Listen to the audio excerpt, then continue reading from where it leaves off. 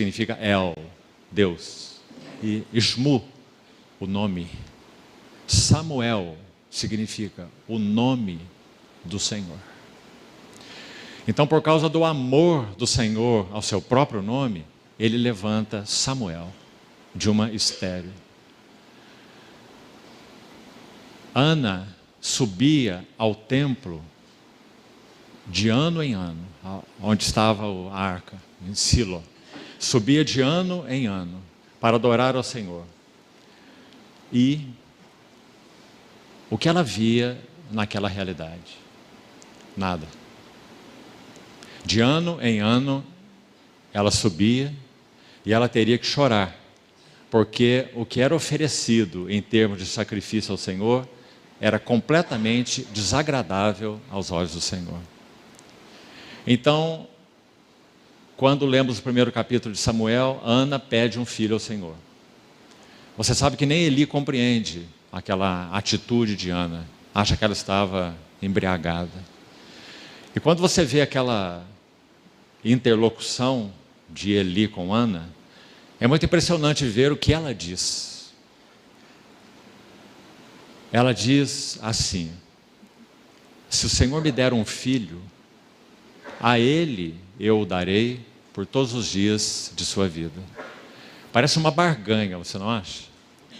Uma mulher estéril, uma mulher que, sem dúvida, por isso era, de certa forma, marginalizada naquela sociedade, em que então pede um filho ao Senhor, como que fazendo uma barganha com ele. Se o Senhor me der, eu também te dou. Mas, meus irmãos, o coração de Ana foi tão agradável ao Senhor nesse seu pedido, porque a história não começa com esse pedido. Começa com Ana subindo com seu esposo de ano em ano para adorar naquele lugar. E ela via aquele serviço sendo oferecido ao Senhor de uma maneira desastrosa. Quando você segue os outros capítulos, você vai ver que a palavra de Deus diz que os filhos de Eli eram filhos de Belial, que eles metiam o seu garfo para retirar dos sacrifícios que seriam oferecidos ao Senhor para si mesmos, e que eles até mesmo viviam em promiscuidade com mulheres que iam servir à porta da tenda. E tudo isso, então, Eli olhava de uma maneira descuidada, reprovável. O Senhor diz: seus filhos, Eli, se tornaram execráveis, reprováveis, e você nada fez. Então, essa é a história do lugar onde Ana subia de ano em ano para adorar o Senhor. Ou seja, uma carga pelo testemunho do Senhor foi depositado no coração de Ana. Por isso, quando o seu menino nasce, ela dá a ele o nome de Samuel, o nome do Senhor. E é tão bonita aquela história e tem uma relação tão estreita com a história de João Batista, ambas estéreis, ambas numa fase de transição. Você sabe que Samuel foi o sacerdote profeta que fez uma mudança de fase na nação de Israel, da era dos juízes para a era dos reis. Samuel foi esse grande elemento de transição. Então, a relação entre os dois é muito estreita. Então, quando esse menino é chamado, tão lindo você ler os primeiros capítulos de Samuel 1, 2 e 3, quando a lâmpada de Deus estava para se apagar, quando a palavra de Deus não era frequente e as visões eram raras, quando Eli estava deitado no seu lugar costumeiro, como essas palavras nos falam, um sacerdote velho, espiritualmente falando, velho com relação à sua idade, não teria nenhum problema, né? Mas ele era velho no que concerne ao seu serviço espiritual. Então ele ia para o seu lugar acostumado, e Samuel no templo do Senhor.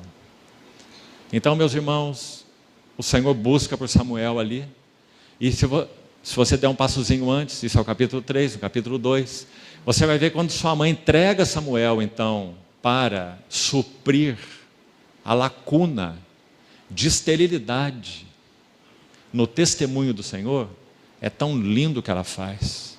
Ela continua subindo de ano em ano para o templo. E o capítulo 2 diz que ela levava para Samuel uma túnica nova. Não sei se você já pensou sobre isso. Talvez até mesmo como mãe. Ela entregou o seu filho, que do Senhor pediu, para suprir a lacuna no testemunho do Senhor. Mas não apenas o entregou, mas ela continuou exercendo a sua mordomia de cuidado com esse menino. Ela via o seu Samuel uma vez por ano. Mas a cada vez ela estava lá tecendo uma túnica para o serviço dele. Quem sabe imaginando qual será hoje, após um ano, a estatura desse menino. Exercendo uma mordomia naquilo que concerne aos interesses do Senhor. Que lindo exemplo. Então, quando nós colocamos as duas histórias juntas, o que nós vemos quanto a João? A mesma lacuna, a mesma esterilidade espiritual.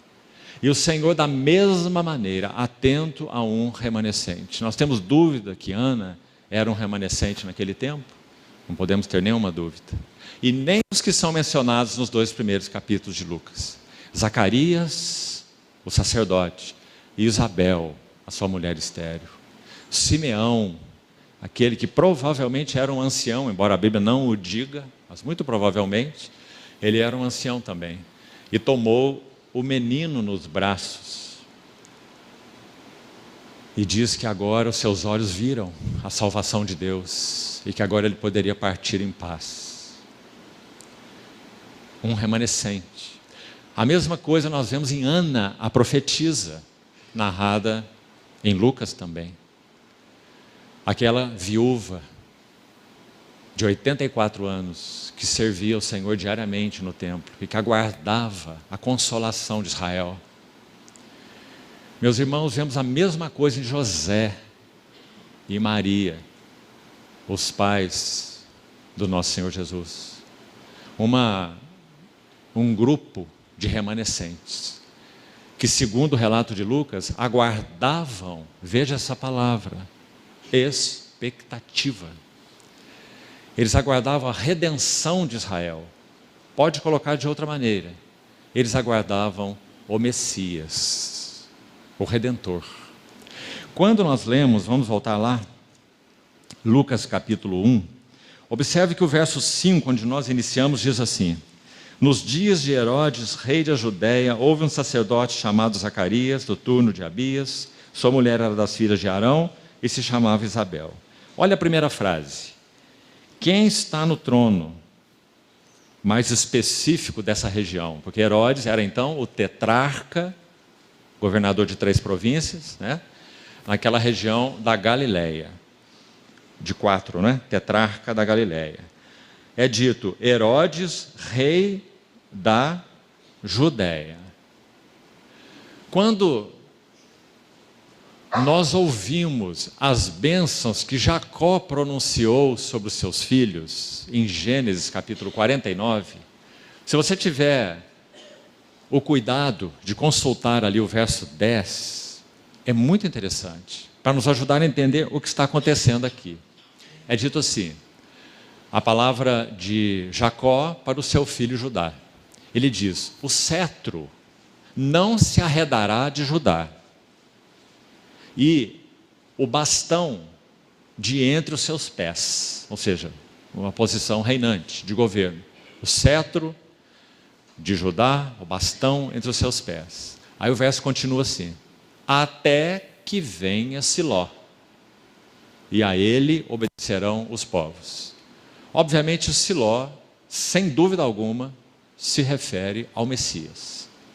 Então é dito que o cetro não se arredaria de Judá e nem o bastão de entre os seus pés até que viesse Siló. Quando nós olhamos o Evangelho de Lucas, nós vemos que o cetro está arredado de Judá.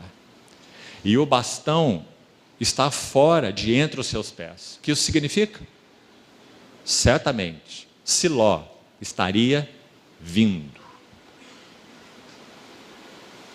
Porque o povo de Deus deixou de ser aquele centro da administração de Deus na terra. Para nos lembrarmos da oração de Daniel, e você vai ver a mesma coisa no livro de Neemias, Deus não é chamado de Deus dos céus e da terra